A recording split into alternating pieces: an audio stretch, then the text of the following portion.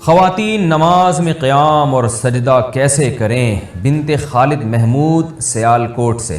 خواتین تکبیر تحریمہ میں کتنا ہاتھ اٹھائیں، ہاتھ کس طرح سے باندھیں، سجدے میں پاؤں کس طرف نکالیں اور سلام کس طرح پھیریں؟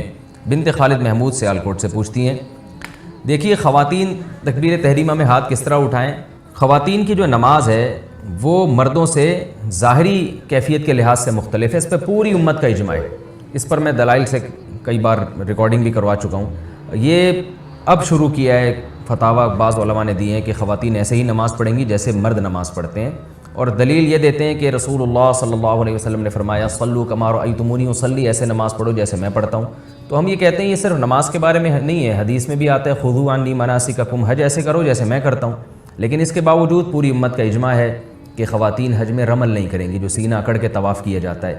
حالانکہ کسی حدیث میں نہیں ہے کہ خواتین رمل کریں یا نہ کریں، کہیں بھی نہیں ہے، لیکن اس کے باوجود چونکہ اس کا تعلق پردے سے ہے، عورت کی حیا سے ہے، تو پوری امت کا اجماع ہے کہ خواتین رمل نہیں کریں گی۔ صفا اور مروہ کی سعی، نبی صلی اللہ علیہ وسلم نے تو صفا اور مروہ کی سعی دوڑ کر کی ہے، کہیں بھی نہیں ہے حدیث میں کہ آپ صلی اللہ علیہ وسلم نے عورت کو دوڑنے سے منع کیا ہو۔ لیکن اب اس کے باوجود تمام امت کے علماء، جس میں ہمارے اہل حدیث علماء بھی شامل ہیں، وہ سب عورت کو صفا اور مروہ میں دوڑنے سے منع کرتے ہیں۔ حالانکہ ہمارے پاس نبی صلی اللہ علیہ وسلم کا اس بارے میں کوئی بھی قول موجود نہیں ہے، لیکن پوری امت نے اجماع کیوں کیا کہ بھئی عورت کا تعلق حیا سے ہے اور عبادت میں حیا کا عنصر جھلکنا چاہیے۔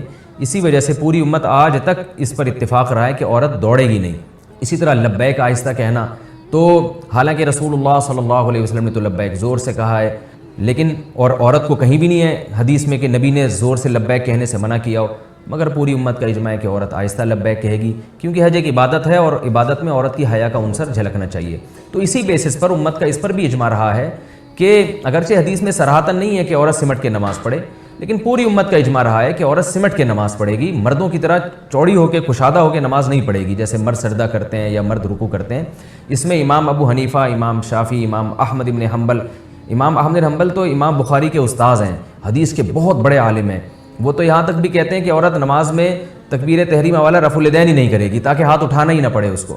تو اور امام شافعی سے بھی یہی منقول ہے کہ سمٹ کے نماز پڑھے گی۔ تو چاروں ائمہ سے منقول ہے، تابعین، تبع تابعین، اور آج تک امت کا اس پر اجماع چلا آ رہا ہے۔ تو اب اگر کوئی اس میں حدیث کا مطالبہ ہم سے کرتا ہے کہ حدیث میں دکھاؤ کہ کہاں لکھا ہے کہ عورت سمٹ کے نماز پڑھے گی، تو اس سے فوراً آپ مطالبہ کریں کہ حدیث میں یہ کہاں لکھا ہے کہ عورت آہستہ لبیک کہے گی، عورت صفا اور مروہ کی سعی جو ہے وہ دوڑے گی نہیں اس میں بلکہ چل کے کرے گی، اور عورت رمل نہیں کرے گی، سینہ کھڑا کے پہلے 3 چکر نہیں لگائے گی طواف کے۔ تو جیسے وہاں حدیث نہیں ہے امت کا اجماع ہے، تو ایسے یہاں بھی حدیث نہیں ہے امت کا اجماع ہے۔ یعنی حدیث سے میری مراد قول رسول صلی اللہ علیہ وسلم۔ ہاں صحابہ تابعین کے آثار ہیں، وہ جو ہے وہ تو موجود ہیں ہمارے پاس۔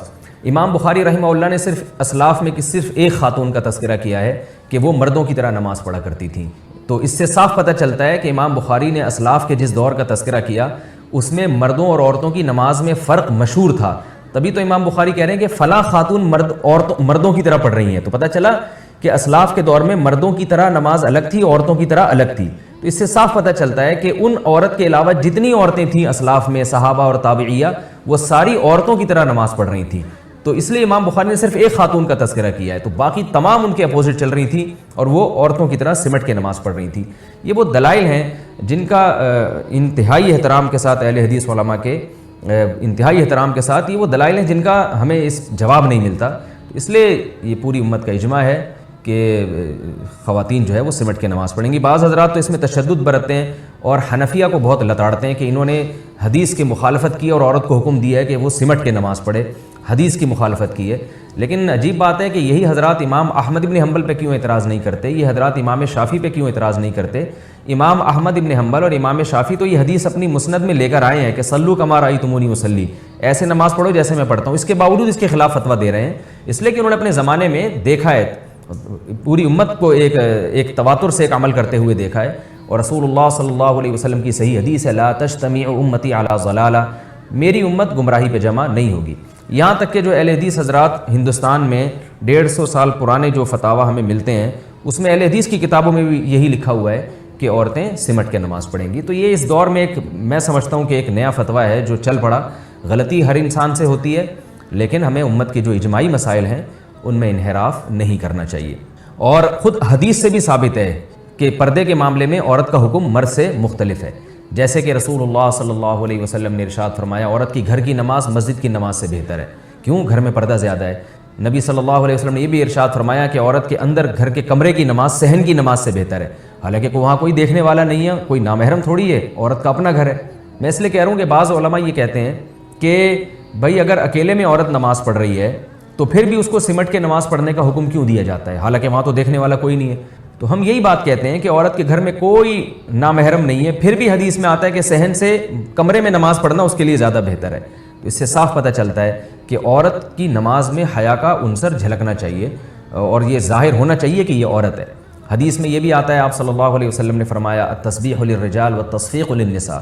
امام سے اگر نماز میں غلطی ہو جائے تو مرد اللہ اکبر یا مرد سبحان اللہ کہہ کے غلطی پہ تنبیہ کرے گا, لیکن عورت کو آواز نکالنے کی اجازت نہیں ہے. حالانکہ نارملی عورت کی آواز کا پردہ نہیں ہے, وہ ضرورت کے وقت بول سکتی ہے, لیکن نماز میں اس کو بولنے پر بھی پابندی لگا دی کہ وہ دائیں ہاتھ بائیں ہاتھ کی ہتھیلی پر رکھ کر ایسے تالی مارے گی جس سے امام کو پتہ چلے گا کہ وہ غلطی کر رہا ہے. تو پتہ چلا نماز کے باہر کے احکام الگ ہیں, نماز کے اندر کے احکام الگ ہیں. اسی طرح اور بھی ہمیں اس بارے میں روایات ملتی ہیں. حضرت عائشہ رضی اللہ تعالی عنہا نے جب عورتوں کی امامت کی تو بالکل صف کے بیچ میں کھڑے ہو کر نماز پڑھائی ہے. حالانکہ امام تو آگے کھڑا ہوتا ہے, عورت کی امام جو ہے نا وہ تو آگے کھڑا ہوتا ہے, لیکن حضرت عائشہ بیچ میں کھڑی ہوئی ہیں تاکہ امام جو ہے وہ ظاہر نہ ہو. تو یہاں دیکھیں کس قدر حیا کا خیال رکھا ہے کہ نماز میں عورت کا عورت پن جھلکنا چاہیے. اسی طرح ہم دیکھتے ہیں کہ نماز میں عورت مردوں کی امامت نہیں کر سکتی, آگے نہیں کھڑی ہو سکتی. بیٹا ماں کو نماز پڑھا سکتا ہے, ماں بیٹے کو نماز نہیں پڑھا سکتی. حالانکہ ماں کا درجہ تو بیٹے سے زیادہ ہے, اس کے باوجود ماں جو ہے وہ نماز میں پیچھے کھڑی ہوگی, بیٹا آگے کھڑے ہوگا. تو اس میں اللہ تعالیٰ نے جو ہے نا ایک نماز میں مرد اور عورت میں ایک بڑا فرق رکھا ہے کہ ان کا فرق, یہ فرق نماز کے اندر جھلکنا چاہیے. تو یہ وہ تمام احادیث ہیں اور روایات ہیں جن سے تمام فقہاء نے استدلال کیا ہے کہ بھئی اس سے صاف پتہ چلتا ہے کہ عورت اور مرد کی نماز کی جو ظاہری کیفیت ہے اس میں بہت زیادہ فرق ہے.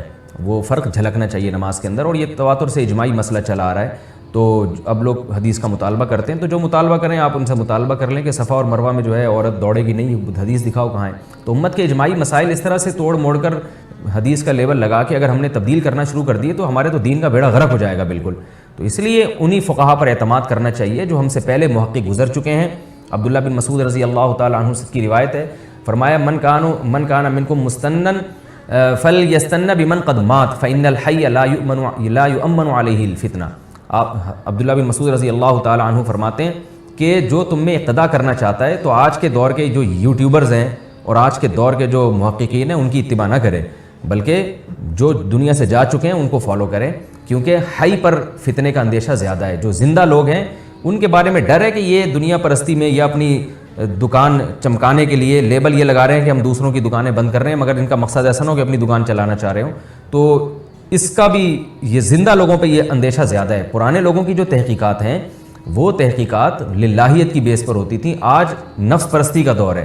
تو اس لیے میں پھر بھی ان اہل حدیث علماء پر ہرگز طنز نہیں کر رہا کہ جو اور کہتے ہیں کہ عورتیں جو ہیں مردوں کی طرح نماز پڑھیں گی. میں ان کی نیت پہ شبہ نہیں کر رہا, لیکن میں یہ کہہ رہا ہوں کہ بعض لوگ ایسے بھی ہو سکتے ہیں کہ جن کا مقصد اپنی دکان چلانا ہو اور وہ قرآن و سنت کا لیبل لگا رہے ہوں. باقی سب ایسے نہیں ہوتے. بعض لوگ کی تحقیق یہ ہوتی ہے, وہ سمجھتے ہیں کہ قرآن و سنت کی روشنی میں یہی برحق ہے. تو ہم یہ سمجھتے ہیں کہ جن کی یہ تحقیق ہے اور وہ اللہ کے خوف سے اور اللہ اس کے سامنے جواب دہی یعنی ان کے سامنے ہے, اس کے باوجود انہوں نے یہ فتویٰ دیا, تو پھر ہم سمجھتے ہیں ان سے یہ اجتہادی غلطی ہوئی ہے, اور اجتہادی غلطی پر بھی اللہ تعالیٰ نے اجر رکھا ہے. لیکن ہم عوام کو یہی کہتے ہیں کہ جو مجتہدین پہلے گزر چکے ہیں, ابو حنیفہ, مالک, شافعی اور احمد بن حنبل, جن کو پوری امت محقق مانتی ہے, ان کی ریسرچ کو آپ فالو کریں, یہ آپ کے لیے زیادہ بہتر ہے. ہاں, تو اب جو بات یہ کہ اصل تو یہ کہ عورت سمٹ کے نماز پڑھے گی. اب سمٹنے کی کیفیات کیا ہوں گی, ان میں فقہا کا اختلاف ہے.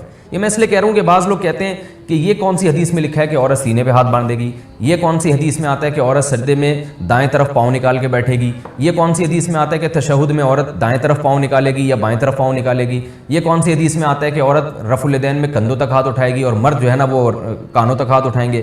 تو بھائی اب ہر چیز پہ الگ سے حدیث کا مطالبہ کرنا یہ غلط ہے, اس لیے کہ جب سمٹنا ثابت ہو گیا امت سے اور اجماع کا حجت ہونا وہ حدیث ہی سے ثابت ہے کہ نبی صلی اللہ علیہ وسلم فرما چکے کہ میری امت گمراہی پہ جمع نہیں ہو سکتی, تو اب وہ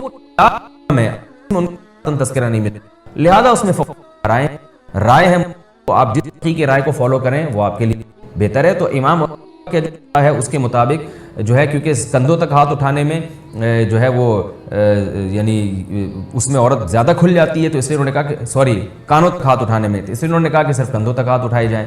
اور جب وہ تحیات میں بیٹھیں گی تو اپنے دونوں پاؤں دائیں طرف نکال کے اس طرح سے زمین پہ بیٹھیں، اور سجدہ جب وہ کریں گی تو دونوں پاؤں جو ہے دونوں بازو بچھا لیے جائیں اور پاؤں کو دائیں طرف نکالا جائے، پورے جسم کو زمین پہ بچھا لیا جائے. اس سے یہ بھی پتہ چلتا ہے کہ وہ جو حدیث میں آتا ہے کہ تم میں سے کوئی جو ہے وہ کتے کی طرح سجدہ نہ کرے، تو اس سے مراد مرد ہیں، اس میں خطاب رسول اللہ صلی اللہ علیہ وسلم کا مردوں کو ہے، اس لیے کہ مرد کا اس طرح سے اٹھ کے زمین پہ سمٹ کے سجدہ کرنا یہ سستی اور کاہلی کی علامت ہے، اس لیے آپ صلی اللہ علیہ وسلم نے اس کو پسند نہیں کیا. لیکن عورت کا اس طرح سے سمٹ کے سجدہ کرنا یہ سستی کی نہیں بلکہ اس کی حیا کی علامت ہے. عورت کا اپنے سرین جو ہے وہ کولے جو ہے وہ سردے میں اٹھانا اوپر کی طرف، یہ حیا کے بہرحال خلاف ہے.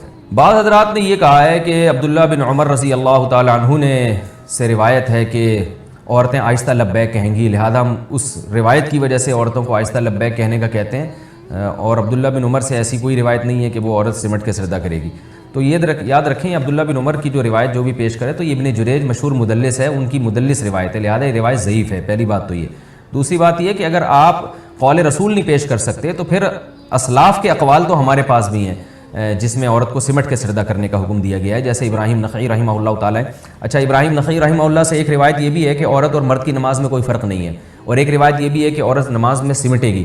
تو بعض لوگ ان کی دوسری روایت پیش کرتے ہیں کہ ابراہیم نخعی جیسے جلیل القدر تابعی جن کا امام بخاری بھی بڑا تذکرہ کرتے ہیں، تو وہ یہ کہہ رہے ہیں عورت کی مرد کی جاتے ہیں میڈیکل سائنس نے اتنی ترقی کی مرے ہوئے بندے کو تھوڑی دیر کے لیے زندہ کر دیتے ہیں. کل ایک صاحب آئے کہتے پتہ نہیں ہمارے ابا کو ہارٹ اٹیک ہوا، بالکل ہی مر گئے تھے، تو ٹبا لے کر گئے، انہوں نے کرنٹ کے جھٹکے لگائے، اٹھ کے بیٹھ گئے. وہ دل کیا ہوا؟ وہ مرے نہیں تھے اصل میں، یعنی ہارٹ بند ہو گئے، بالکل مر جائے پھر ریورس نہیں ہوتا، پھر حضرت عیسیٰ علیہ السلام ہی آ کے اس کو زندہ کریں گے. میں نے کہا چلو یار اللہ نے نئی زندگی دے دی. کہہ رہے ہیں جھٹکے لگے ہیں ابا، بہت دنوں سے جھٹکا نہیں لگا ہوگا نا ابا کو. مرد جو ہماری سوسائٹی میں 60-70 سال نکال لیتا ہے نا شادی شدہ مرد، صرف بیوی کے جھٹکوں کی وجہ سے نکالتا ہے. وہ بیوی اس کو ہر تھوڑے دنوں کے بعد ایسا زور کا جھٹکا دیتی ہے جس سے وہ کیا ہوتا ہے، ہلتا ہے اور دل کی ساری رگیں ایک دم طاقت کے ساتھ کھل جاتی ہیں. پھر کسی دن ایسا زور کا جھٹکا آتا ہے کہ وہ دل ہی بیٹھ جاتا ہے بیچارہ. تو یہ سارا کھیل کس کا ہے؟ بولو، کرنٹ کے جھٹکوں کا ہے، چاہے وہ بجلی کے کرنٹ ہو یا سسرال کے کرنٹ ہو. جھٹکے نہ لگے نا تو انسان مردہ ہو جاتا ہے. ہر طرح کے جھٹکے لگنا وقتاً فوقتاً صحت کے لیے بہت ضروری ہے. خیر، تو اب دیکھو میرے بھائی، یہ تو ہم نے مادی ترقی ایک دوسرے سے سیکھ کے یہاں تک پہنچ گئے، گائیڈنس ملی، سڑکیں بنا لی وغیرہ وغیرہ وغیرہ. لیکن جو روحانی گائیڈنس تھی نا، اس کی ضرورت پہلے دن بھی اتنی تھی جتنی آج ہے. کیونکہ انسان کو انسان جو بنایا گیا وہ مادی ترقی کی بیس پہ نہیں، بلکہ اس لیے اما شاکرن، یہ اللہ کا شکر گزار بنے گا، یہ نیک عمل کرے گا، یہ اچھا انسان بنے گا. تو میزائل کی ضرورت آج ہے، کل نہیں تھی. برگر کے خلاف تقریروں کی ضرورت آج ہے، کل بولو نا نہیں تھی. میٹھا، شوگر صحت کے لیے نقصان دہ، اس کی ضرورت آج ہے، کل نہیں تھی. پہلے تو لوگ شکار کر کے زیادہ تر گوشت ہی کھایا کرتے تھے، سبزیاں کھاتے بھی تھے، تو یہ والی یہ چیزیں نہیں تھیں. جو زیادہ کھایا کرتے تھے، اپنی نیچرل لائف پہ تھے. تو جتنی میڈیکل سائنس کی ضرورت آج ہے، کل نہیں تھی. بموں کی ضرورت آج ہے، کل نہیں تھی. جہازوں کی ضرورت آج ہے، کل نہیں تھی. ٹرینوں کی ضرورت آج ہے، کل نہیں تھی. لیکن میرے بھائی، انسان کو انسان بنانے کی جتنی ضرورت آج ہے اتنی ہی کل بھی تھی. اب میں اس سے مدعا کیا ہے میرا؟ تو جب جس چیز کی ضرورت ہو اللہ وہ ضرورت پیدا کرتا ہے. تو انسان کو کل بھی انسان بننے کی ضرورت تھی، اس لیے اللہ نے پہلا انسان ہی پیغمبر بنایا ہے. کیونکہ روحانی گائیڈنس پیغمبروں کے سوا کسی سے نہیں ملتی انسان کو. انسان پہ اگر چھوڑ دیا جائے نا کہ آپ لوگوں کو گائیڈ کرو، تو انسان اپنا فائدہ دیکھے گا سب سے پہلے. اس کو کون گائیڈ کرے گا؟ سمجھ میں آ رہی ہے بات کہ نہیں آ رہی؟ تمہیں کس نے سکھایا جو ہم تم سے سیکھیں؟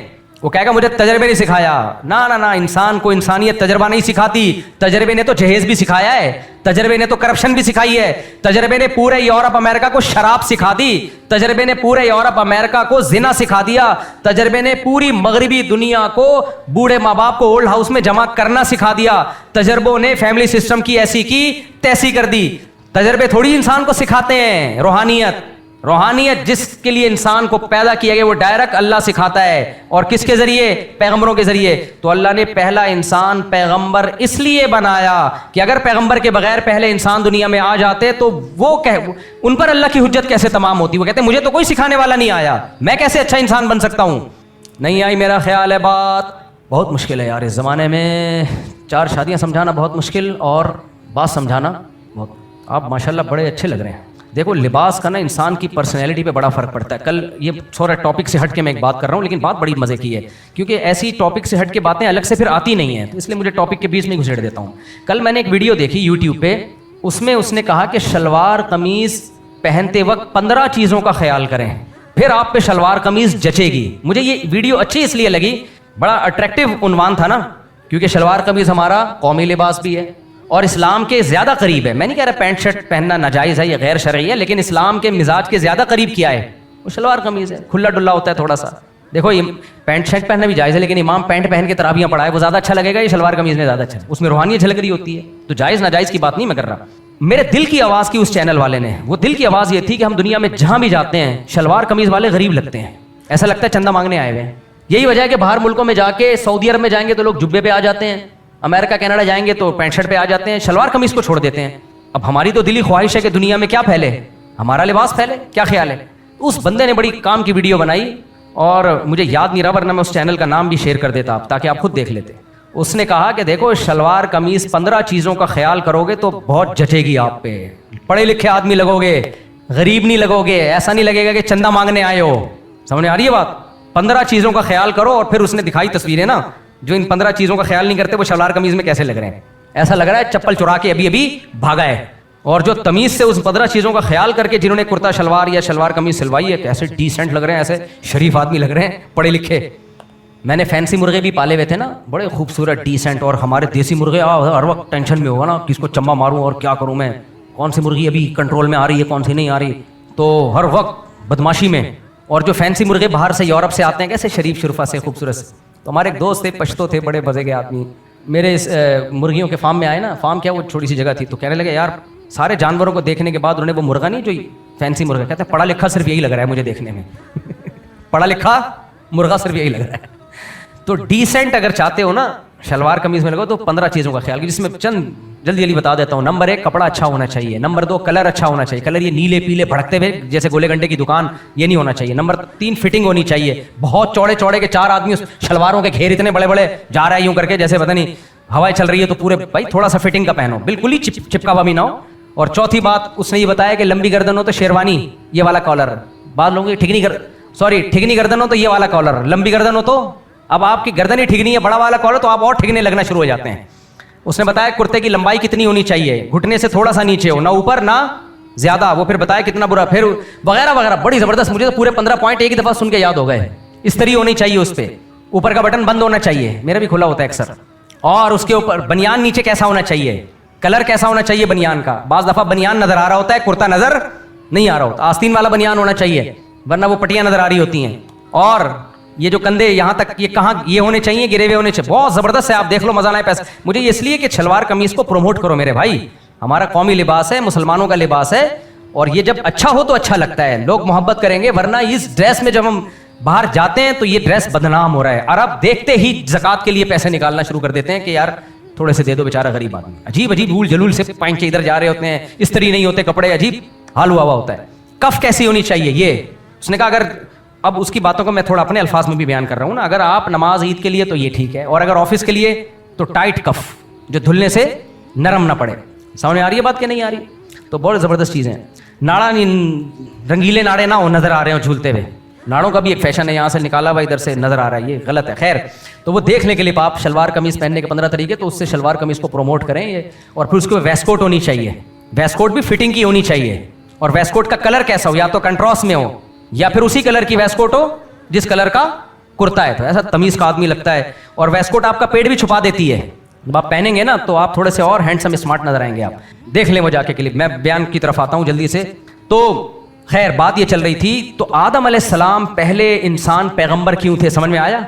अच्छा, उसने ये भी बताया, यार क्या कहना, ये भी तो थोड़ा सा मसला है ना, कि शलवार कमीज पे जॉगर नहीं, खुस्सा पहनो, पिशावरी चप्पल पहनो।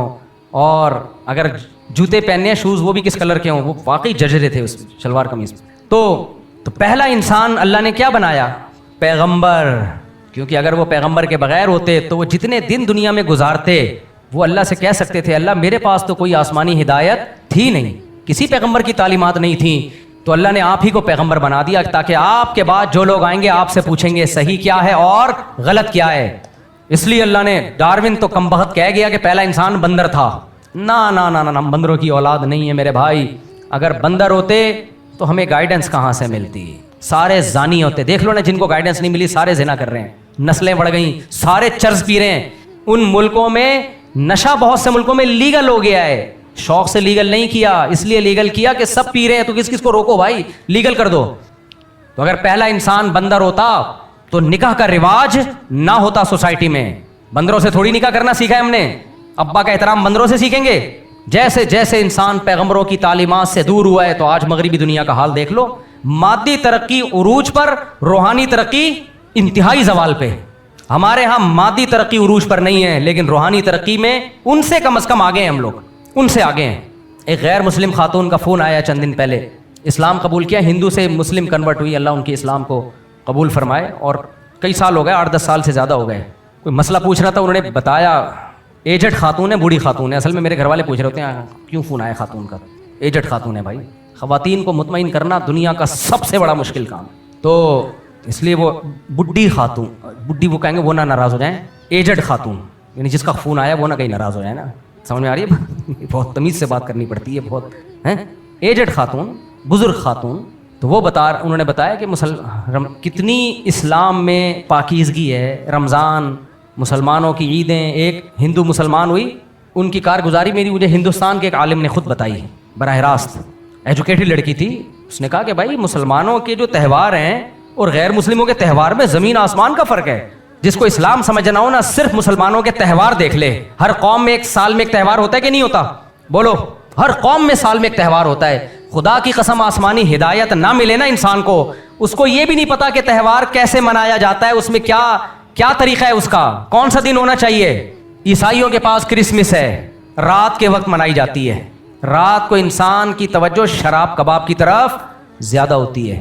ہندوؤں کے پاس ہولی ہے, اس کی لاجک کیا ہے کوئی سیٹسفائی نہیں کر سکتا آپ کو. مسلمانوں کے پاس عید الفطر ہے.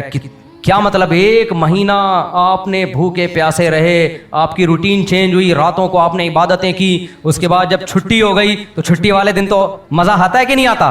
ارے کسی مزدور کو 1 مہینہ کوئی کام لگاؤ, اس کے بعد چھٹی دو, کیسا اچھلے گا یار, کیا مزہ آئے گا اس کو. یہ جو رمضان گزرنے پہ لوگ رو رہے ہوتے ہیں وہ ٹھیک ہے, نیچرل کچھ غم تو ہوتا ہے, لیکن جو زیادہ رو رہا ہے اس کے کان میں جا کے بولا کرو نہیں جا رہا, 1 مہینہ اور روزے رکھنے ہیں ابھی.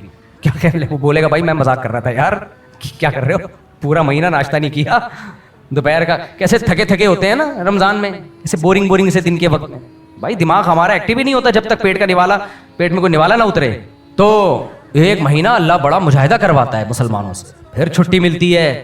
مسلمانوں میں اسکاف ہے, بچیوں میں قرآن کی تلاوت ہے, تہجد ہے, دعائیں ہیں, روزے ہیں, حج ہے, عمرہ ہے, تراویح ہے, زکوٰۃ ہے, صدقہ ہے, خیرات ہے, ماں باپ کے اس کی خدمت ہے, بہن بھائیوں کو جوڑ کے چلنا ہے, رشتہ جوڑنا ہے, خرچ کرنا ہے, مانگنا نہیں ہے, وضو ہے, طہارت ہے. عورت پہ لازم کیا جب حیض و نفاس سے پاک ہو تو غسل فرض ہے اس کے اوپر. ہر مسلمان پر ہفتے میں کم از کم 1 دفعہ غسل کو نبی صلی اللہ علیہ وسلم نے لازم قرار دیا. پھر خوشبو, یہ ہمارے مذہب کا حصہ ہے. بغلوں کے بال صاف کرنا, زیر ناف بال صاف کرنا, مونچھیں تراشنا, ناخن کاٹنا, یہ ہمارے مذہب کا حصہ ہے, ہمارے کلچر کا. صرف کلچر نہیں ہے, یہ مذہب ہے. کوئی دنیا میں مذہب لے کر آؤ بھائی, کوئی لے کر آؤ اسلام کے جوڑ کا, اسلام کے ٹکر کا, قریب بھی نہیں پھٹکے گا بھائی, قریب بھی نہیں پھٹکے گا اسلام کے. اس لیے جو غیر مسلم اسلام قبول کرتے ہیں, جب وہ اسلام کا حسن دیکھتے ہیں, مسلمانوں میں جو صحیح لوگ ہیں, جو اسلام کو فالو کرنے والے لوگ ہیں, ان میں رہتے ہیں, تو ان کو اندازہ ہوتا ہے کہ ہم کس گمراہی میں تھے, کس ضلالت میں ہم پڑے ہوئے تھے. تو اس لیے اللہ نے پہلے انسان کو کیا بنایا, پیغمبر. 1 سیکنڈ بھی یہ دنیا انسانوں میں پیغمبروں کی تعلیمات کے بغیر نہیں رہی ہے.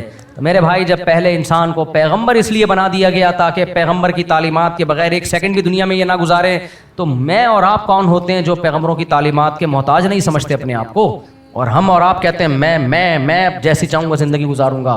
تبلیغ میں ایک بات سکھائی جاتی ہے, اللہ کے احکام کو نبی کے طریقے پہ پورا کرنا ہے. آرڈر اللہ کا ہوگا, بتانے والا کون ہوگا, پیغمبر صلی اللہ علیہ وسلم. تو اس لیے میرے بھائی ہر وقت اپنے دماغ میں اس کو مسلط کر دو, نبی کا طریقہ کیا تھا, نبی سے اس کی پرمیشن ہے یا نہیں ہے, نبی نے اس کو حلال کیا ہے, حرام کیا ہے, نبی نے جائز قرار دیا, ناجائز قرار دیا. ہماری محفل میں ایک مولانا صاحب بیٹھے ہوئے تھے, مولانا تو نہیں تھے, ایک عام آدمی تھے, لیکن داڑھی واڑی تھی, دیکھنے میں مولانا لگتے تھے. ایک دن زور سے انہوں نے سب کے سامنے کر کے ڈھکار لی. میں نے کہا یار نبی صلی اللہ علیہ وسلم نے اس کو ناپسند کیا ہے. ان پہ جو ہی نہیں رہے گی, دوبارہ کر کے دوبارہ ٹکار لے رہے.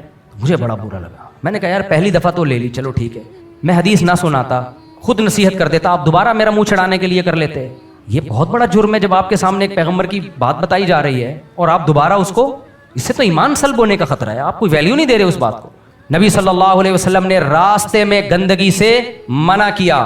آپ نے فرمایا ان چیزوں سے بچو جو انسان پہ لعنت کا ذریعہ بنتی ہیں. اس میں ایک راستے میں گندگی, اور بیچ روڈ پہ آپ نے گندگی ڈال دی. اس میں ہونا یہ چاہیے جب ایک دفعہ یہ حدیث سنی جائے کہ نبی نے فرمایا یہ عمل, اصل میں یہ حدیث ہے جو راستے میں قضاء حاجت کر لیتے ہیں بیٹھ کے, دیکھتے نہیں ہے کہ سائڈ پہ چلے جائیں, لیکن اس کی علت کیا ہے؟ گندگی ہے نا راستے میں. تو کوئی کچرا ڈال دے وہ بھی وہی ہے, کوئی گوبر پھینک دے وہ بھی وہی ہے. پیمپر اٹھا کے خواتین باز یوں کر رہی ہوتی ہیں, انہیں فلیٹوں میں ڈیشن کر کے گھمایا. میں نے خود دیکھا ہے, خدا کی قسم, مذاق نہیں کر رہا میں. اٹھایا گر گیا. تو مسلمان کے لیے نبی کا ایک قول کافی ہو جانا چاہیے کہ جو راستے میں گندگی ڈالے اس پر اللہ کی لعنت ہوتی ہے. اس کے بعد بھی وہ یہ کام کرے, اس کا مطلب بھائی اس کا بڑا جگر ہے, یہ خدا سے لڑ رہا ہے. امام مالک نے تو صرف اتنا کہہ دیا تھا کہ نبی کو کدو پسند تھے. ایک شخص نے کہہ دیا مجھے پسند نہیں ہے. کدو کا پسند ہونا ضروری نہیں ہے, ہر شخص کی اپنی ایک طبیعت ہوتی ہے. ضروری نہیں کہ نبی کو کدو کھانے میں پسند ہو تو آپ کو بھی پسند ہو. اگر آپ جنرلی کسی کو کہتے ہیں مجھے لوکی پسند نہیں ہے, کوئی گناہ نہیں ہے. لیکن جب یہ بتایا جا رہا ہو نبی کو پسند ہے, آپ فوراً کہ مجھے پسند نہیں ہے, اس کا مطلب میسج کیا جائے گا کہ نبی کو جو پسند تھے معاذ اللہ غلط پسند تھے. تو یہ میسج جائے گا نا, اس وقت بولنے کی کیا ضرورت ہے آپ کو؟ یہ بہت بڑی بدتمیزی کی بات ہے. تو اس لیے میرے بھائی ان کل الا کذب الرسل فحق عقاب. قرآن کہتا ہے کہ جتنی قوموں کو ہم نے ہلاک کیا انہوں نے ایک ہی جرم تھا, ہمارے نمائندوں کو, ہمارے پیغمبروں کو جھٹلایا, ہلکا لیا انہوں نے ہمارے پیغمبروں کو. تو تبلیغ والے کہتے ہیں نا اللہ کے حکام نبی کے طریقے پر, یہ بات مجھے اور آپ کو بہت ہلکی لگتی ہے. ہم کہتے ہیں ان کا تو کام ہی یہی ہے. دیکھو کوئی ڈاکٹر آپ کے گھر میں آ جائے, دیکھو آپ یہ نسخہ استعمال, آپ کو پتا ہو ریلائبل ڈاکٹر ہے, سمجھدار ڈاکٹر ہے, آپ اس کی بات سنیں گے. بھائی یہ شوگر کا ایک نسخہ آ گیا آپ کے گھر میں, کوئی شوگر پیشنٹ تو نہیں, آپ کہیں گے یار فوراً دیں, فوراً بتائیں کیا ہے. کوئی کمپنی کی پروڈکٹ بیچنے کے لیے آ جائے, فوراً سنیں گے. لیکن میرے بھائی جب یہ کہا جاتا ہے اللہ کے حکام نبی کے طریقے پہ پورا کرنا یہ ہماری ذمہ داری ہے, اس بات کو ہم سب سے ہلکا لیتے ہیں. یہ آج میزان میں, ہمارے میزان میں سب سے ہلکی ہے. کل جب میدان حشر قائم ہوگا ہمیں یہ جملہ سب سے بھاری لگے گا کہ اللہ کی نظر میں یہ سب سے بھاری بات ہے. صحت ٹھیک نہیں ہے, مر جاؤ گے نا, تو ویسے نہیں مرو گے کیا ہے بھائی؟ صحت مند لوگ نہیں مرتے. کتنے لوگ صحت کے نسخے بتاتے بتاتے چلے جاتے ہیں دنیا سے, کیا خیال ہے ایسے؟ جم میں مرتے ہیں, جہاں زندگی لمبی کرنے گئے تھے وہیں ایکسرسائز کے دوران مر جاتے ہیں. کتنے ہیں دل کے آپریشن کے لیے گئے, اچھے بھلے, میں جانتا ہوں اچھے بھلے تھے, فٹ فاٹ, کچھ بھی نہیں تھا. ڈاکٹر نے کہا بھائی کوئی بلاکیج ہے, آپریشن کروا لیں تو اچھی بات ہے, ہمیشہ کے لیے مسئلہ حل ہو جائے گا. انہوں نے کہا چلو ٹھیک ہے, بے ہوش کیا, ڈاکٹر صاحب نے کاٹ پیٹ کے جوڑا, واپس ہی نہیں آئے, ہوش میں ہی نہیں آئے. اچھا والا بھائی ہارٹ اٹیک سے مر جاتا تھوڑے 5-6 سال بعد مرتا نا. میں نہیں کہہ رہا کوئی ڈاکٹر کی غلطی ہے, بس ہو گیا. موت تو خود انسان کو تلاش کرتی ہے بھائی. کراچی میں تو موت کہتی ہے کون سا والا گٹر ہے تیرے لیے, چرسی کو کہتی ہے یہ والا گٹر کا ڈھکن چوری کر کیونکہ میں نے فلاں کو اس میں گرا کے مارنا ہے. چرسی خود نہیں مرتے, حالانکہ چرسی تو جلدی مرنا چاہیے, چرس پی رہا ہے, لیکن جس گٹر کے ڈھکن کو بیچ کے انہوں نے چرس خریدی, اپنی موت کا سامان کیا, تو سامان تو اپنی موت کا کیا, مر اس میں وہ رہا ہے جو چرس نہیں پیتا. موت کے کھیل بڑے عجیب ہیں میرے بھائی. اس لیے صحت کے سارے ٹوٹکے استعمال کرو لیکن ہر وقت ریڈی رہو. مارکیٹ سے کوئی کسی بھی وقت دنیا سے جا سکتا ہے. میں اکثر اس پہ ایک واقعہ سناتا ہوں, بس بیان ختم کرتا ہوں. یہ گھڑی کا ٹائم صحیح ہے یہ والا ہے؟ اچھا مجھے کسی نے بتایا 10 منٹ آگے. ہمارے ایک دوست بڑے زبردست صحت مند, نیک بھی, پرہیزگار بھی, مالدار بھی, جوان بھی, چھوٹے بچے بھی, نئی شادی ان کی, ایکسیڈنٹ سے مر گئے. مجھے بڑی حیرانگی ہوئی, یار ان کی موت میں کیا حکمت ہو سکتی ہے, اتنے اچھے انسان کو اللہ نے کیوں مار دیا؟ پھر میرے ذہن میں یہ آیا کہ اللہ نے یہ میسج دیا ہے کوئی بھی کسی بھی ٹائم پہ مر سکتا ہے. تم سمجھ رہے ہو کسی کی زندگی بہت ضروری ہے, سمجھتے رہو. کسی بھی ٹائم پہ کسی کو میں موت دے سکتا ہوں, تو اس کسی میں جیسے وہ تھے میں اور آپ بھی ہو سکتے ہیں. تو اس لیے میرے بھائی مادی چیزوں کو بھی فوکس کرو, لیکن سپیریئر کیا ہے؟ روحانیت. زنا سے بچنا ہے, شراب سے بچنا ہے, نماز پابندی سے پڑھنی ہے, والدین کا احترام کرنا ہے, سود سے بچنا ہے, علماء سے تجارت کے مسائل سیکھ کے تجارت کرنی ہے. آن لائن ٹریڈنگ کی بہت سارے آج کل جو قسمیں حرام ناجائز سوسائٹی میں آ گئی ہیں, لوگ حلال و حرام کی پرواہ کیے بغیر بس پیسہ کماؤ پیسہ کماؤ. اسی طرح میرے بھائی نظر کی حفاظت, یہ ساری چیزیں ان سے بچنا ہے, یہ ہماری روحانی ذمہ داری ہے. اور اسی بیس پہ اللہ نے انسان کو فضیلت دی. اللہ تعالی ہمیں سمجھنے کی, عمل کی توفیق عطا فرمائے. بسم اللہ الرحمن الرحیم. موبائل میں تصویر لینا کیسا ہے؟ جائز ہے، ناجائز ہے، حرام ہے یا عکس ہے تصویر؟ نہیں، کئی دفعہ جواب دے چکا ہوں۔ موبائل کی جو تصویر ہے جس کو ڈیجیٹل تصویر کہا جاتا ہے، چاہے موبائل کی ہو چاہے اسکرین پہ ہو جو LED وغیرہ، یہ ہماری رائے میں تصویر میں داخل نہیں ہے، یعنی اس تصویر میں جو حرام ہے۔ اس پہ دارالعلوم کرنگی میں بہت لمبی بحث ہوئی تھی، 2 مہینے مجلس چلی تھی، جس میں فقیر کو بھی احقر کو بھی شرکت کا موقع ملا تھا۔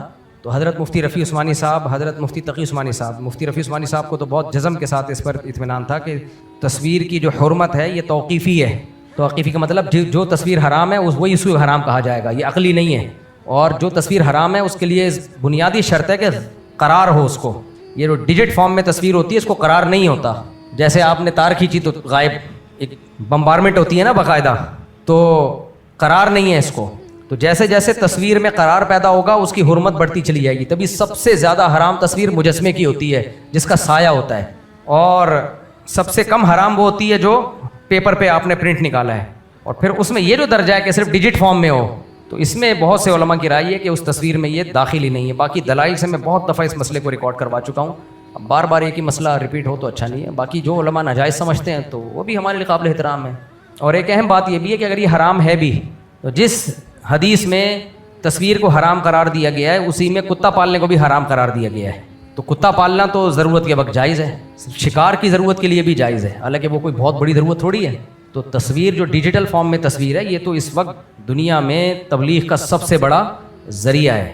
یہ ایسا ہی ہے کہ آپ میڈیا کی دنیا میں جب انگریز جہاز اور میزائل استعمال کر رہا ہو آپ غلیلوں سے لڑ رہے ہو، تو میڈیا کی دنیا میں جو مقابلہ ہوگا نا وہ اس پہ نہیں ہوگا کہ آپ کے سامنے کتنے لوگ بیٹھے ہوئے ہیں، تو محدود لوگ ہوتے ہیں۔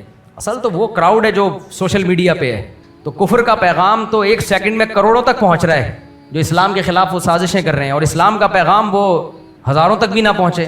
تو یہ شریعت کیسے اس بات کو مان لیتی ہے؟ جو اسلام قیامت تک کے لیے آیا ہے وہ کیسے اس کو برداشت کر لے گا کہ آپ وہ ذرائع استعمال نہ کریں جو اتنے افیکٹو ہوں کہ 1 سیکنڈ میں ان کی دعوت دنیا تک پھیل رہی ہو، اور نبی کی بات جو ہے اسلام کی بات وہ اس کے لیے آپ جدید ذرائع استعمال نہ کریں؟ بالکل ایسے ہی جیسے عیسائی مشنریاں تبلیغ کے لیے جہاز میں جا رہی ہیں اور ہم گدھے پہ بیٹھ کے جائیں، ہماری تو 4-5 نسلیں راستے میں ہی انتقال کر جائیں گی، پتہ نہیں کون سی نسل پہنچے گی۔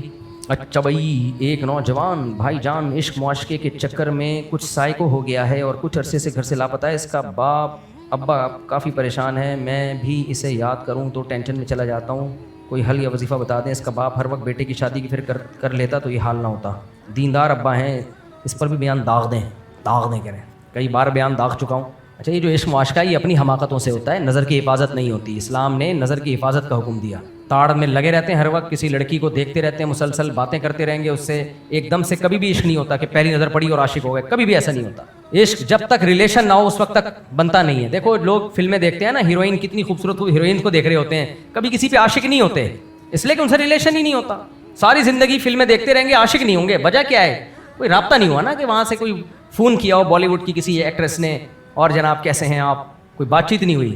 تو عشق اس سے نہیں ہو جاتا، عشق ہوتا ہے جب جان بین سے ریلیشن ہوتا ہے۔ کیوں کیا ریلیشن بھائی؟ اللہ نے حکم دیا تھا نظر کی حفاظت کرو، کیوں نہیں حفاظت کی؟ کیوں رابطے میں رہے؟ اب پاگل ہو گئے۔ یہاں تو کم ہے، باہر ملکوں میں تو مرتے رہتے ہیں لوگ خودکشیوں کر کے۔ یہاں بھی جو خودکشیاں ہوتی ہیں نا زیادہ تر وہ ناکام معاشقے میں ہی ہوتی ہیں۔ تو اپنی زندگی کو تباہ و برباد مت کرو، نظر کی حفاظت کرو، اور ماں باپ کو چاہیے بچے کی جلدی شادی کر دیں تاکہ ٹھکانے لگ جائے اور یہ معاشقے کے چکر ہی پیدا نہ ہو۔ میں نے آپ کے بیانات سن کر مجبوری میں چھپ کر شادی کی بات پکی کر لی تھی، لیکن کچھ ابا کے غصے، ناراضی اور والدین کی عزت کی خاطر میں نکاح کرنے میں کنفیوز رہا اور منع کر دیا، لیکن ابھی تک بڑے بھائی کی بات پکی نہیں ہوئی۔ اب مزید 7-8 سال ضائع ہو گئے، کر لو شادی، بڑے بھائی کے چکر میں چھوٹے بھائی کی نہیں، تو پاگل بنا ہے۔ اپنے خرچے پہ جو کر رہا ہو تو ابا کو بتا دو، ابا کر دیں ٹھیک ہے، نہیں تو کر لو۔ پھر ابا بولیں کیوں کی؟ تو بولے میں تو کہہ رہا تھا آپ کر دو، آپ نے نہیں کی، تو پھر مجھے تو بھوک لگ رہی تھی۔ بھائی آپ امی سے کھانا مانگتے ہیں، امی پراٹھا دے دو، بھوک لگ رہی ہے، امی دے دیں اچھی بات ہے، نہیں دیں 1 گھنٹہ ہو گیا 2 گھنٹے تو آپ ہوٹل سے منگوا کے کھا لو۔ پھر امی کہ کیوں منگوایا؟ بھائی میں تو 2 گھنٹے سے بول رہا ہوں، 3 گھنٹے سے بول رہا ہوں، بھائی میں تو یہی کرتا ہوں، گھر والوں کو بولتا ہوں پراٹھا، گھر والے دے دیں عزت کے ساتھ تو کھا لیتے ہیں، نہیں ہو تو بھائی فون کیا یار جا دیسی گھی لے جا، ہوٹل والے سے بولے اس کو پراٹھا بنا کے دے، تو کھا لیتے ہیں، کیونکہ اس میں ٹائم پہ کھانا کھا لیا تو پھر آگے لنچ بھی ٹائم پہ ہوگا، ڈنر بھی ٹائم پہ ہوگا۔ صبح کا ناشتہ ہی 3 گھنٹے لیٹ ہو رہا ہے تو ساری روٹین کیا ہو گئی؟ برباد ہو گئی۔ جس آدمی نے کوئی کام کرنا ہوتا ہے وہ تو روٹین کا پابند ہوتا ہے نا، روٹین سے پروٹین مل جائے ٹھیک ہے، اس پروٹین کا کیا کرنا جو روٹین کے بغیر ہو۔ تو پراٹھے میں پروٹین نہیں ہوتے، ویسے ایک بات ہے انڈے میں ہوتے ہیں جو پراٹھے کے ساتھ آپ کھاتے ہو۔ کل ایک صاحب نے مجھے ہدیہ دیا اتنا سارا دودھ गिफ्ट लेकर आए, मुफ्ती साहब ये हमारी गाय का दूध, वैसे हमारी अपनी गाय भी है। मैं घर ले गया, मैंने कहा बॉयल करो, सारी मलाई निकाल के मेरे लिए रख देना, दूध जो मर्जी करना है कर लो, मुझे क्या चाहिए, मलाई चाहिए। तो उन्होंने सारी मलाई रात निकाली है, सुबह नाश्ते में अल्हम्दुलिल्लाह फोड़ दी। खैर, तो मलाई बड़ी मज़े की चीज़ है। मुझे तो हैरानगी होती है जिसको मलाई अच्छी ताज़ा मलाई हो, फ्रिज की जमी हुई नहीं, जिसको मलाई भी पसंद नहीं है तो क्या ज़ौक़ है यार उसका, बस ज़ौक़ है ना। तो मलाई बड़ी मज़े की चीज़ है। खैर, तो इसलिए अब्बा करा दें ठीक है, नहीं तो अपने खर्चे पे पराठा ख़रीद के खा लो। वैसे घर में मुझे टाइम पे मिल जाता है पराठा, ऐसा नहीं है। कभी अगर लेट हो गए, कोई मसला हो गया, क्या चक चक पख पख भाई मंगा के खा यार, और भी गम ज़माने में मोहब्बत के सिवा। तो अगर मैं जलील होकर बड़ों का दिल दुखाकर जल्दी शादी की कोशिश कर लेता तो ये मुसीबत और अफसोस ना होता। जलील होकर कर लेना, जलील होकर शादी करना उस इज़्ज़त से बेहतर है जो कमारे मिल रह के इंसान को मिलती है। क्या ख्याल है आपका? क्या ख्याल है? मैंने जो की इज़्ज़त से की है, हर दफ़ा अलग टाइप का जलील हुआ हूँ मैं, हर दफ़ा अलग किस्म की ज़िल्लत हुई है। मेरा ख्याल था इस दफ़ा वो वाली अब नहीं होगी ज़िल्लत, क्योंकि इतना इससे ज़्यादा जलील हो नहीं सकता, लेकिन यूनिक टाइप की ज़िल्लत। यूनिक, ये लफ्ज़ यूनिक बोलता था मैं, किसी ने बताया यूनिक। तो इसलिए जलील हो के बीवी मिल जाए, खुदा की कसम ये उस इज़्ज़त से बेहतर है जिसमें तुम्हें बीवी ना मिले। बार बार जलील हो और जलील लेस हो जाओ, एक दिन आएगा जलील प्रूफ हो जाओगे, ठीक है। जिल्लत महसूस होना ख़त्म हो जाएगी। खुदा की कसम यार, मुझे क्यों बार बार एक ही टॉपिक बुलवाते हो? बीवी से बड़ी कोई नेमत हो सकती है, औरत से बड़ी कोई नेमत नहीं। औरत से देखो, ये इश्क में पागल होके मर गया ना, अल्लाह ना करे मर जाइए, लेकिन एक हालत ही हो गई है। तो भाई मर्द के लिए अल्लाह ने सबसे अट्रैक्टिव बनाया किसको है? गाड़ी को। बोलो कभी कोई गाड़ी के इश्क में पागल हुआ? अबे मुंह से फूटो, तुम्हारे मतलब की बात कर रहा हूँ। कभी कोई अपनी गाय पे आशिक होके मर गया? बिजनेस पे, बैंक बैलेंस। भाई सबसे ज्यादा अट्रैक्शन अल्लाह ने मर्द के लिए जिस चीज में रखी है, बशर्ते कि मर्द का बच्चा हो, हिजड़ा ना हो, तो सबसे अट्रैक्टिव चीज क्या बनाई है अल्लाह ने? औरत बनाया, बीवी की शक्ल में। बीवी की शक्ल में सबसे ज्यादा अट्रैक्टिव है, तो वो तो होना ही चाहिए, 400 होनी चाहिए। लेकिन शरीयत ने 4 के बाद पाबंदी लगा दी है, सारा पैसा इसी पे खर्च करो, बीवी मिल जाए, बीवी मिल जाए। लेकिन वो अल्लाह ने बोला बस 4 से ज़्यादा नहीं, ताकि दूसरों को भी तो कुछ मिले, सारी तू ही ले जाएगा। तो उसके झगड़े भी नेमत, उसके लड़ाइयाँ भी नेमत, क्योंकि बीवी से जो मोहब्बत मर्द को मिलती है, वो बशर्ते कि वो भी औरत हो शरीफ, वो मोहब्बत भी किसी से दुनिया में नहीं मिलती। जो टूट के मोहब्बत बीवी करती है, हम तो लतीफ़े सुनाते हैं ये ऐसे ही है, लेकिन हकीकत ये आदमी को जो मोहब्बत उसकी बीवी से मिलती है वो किसी से दुनिया में नहीं मिलती है। वो अलग टाइप की मोहब्बत है, जज्बाती मोहब्बत है वो। तो वो देखो, आदम अलैहिस्सलाम के लिए अल्लाह ने जन्नत में बोर हो रहे थे तो अम्मा भी पैदा कर सकते थे आदम अलैहिस्सलाम के लिए, अब्बा भी पैदा कर सकते थे। क्या ख्याल है? अल्लाह ने बीवी पैदा की आदम अलैहिस्सलाम के लिए। जन्नत में आदम अलैहिस्सलाम नहरों में, दूध की नहर, शहद की नहर, बड़े बड़े बागात, लेकिन बेगम के बगैर कैसे लग रहे थे? फीके। शरीके हयात को पैदा किया। अल्लाह दोस्त भी पैदा कर सकते थे जन्नत में। भाई आप जन्नत में गए, बोर हो रहे हो, जमशेद पैदा कर दिया आपके लिए, इसके साथ टाइम गुजारो। क्या ख्याल है? बड़ी बड़ी मूंछों वाला, दाढ़ी वाला जमशेद डोले बना के आ रहा है, आप बोले हटा है तो खाली गपशप के लिए ठीक है, लेकिन जो दिल देने के लिए क्या है? अल्लाह ने बीवी को बनाया है, तो वो मोहब्बत मिलती है, उससे औलाद भी मिलती है, ख़ानदान आबाद होता है। औलाद की नेमत, बेटों की, बेटियों की नेमत भी कहाँ से मिलती है?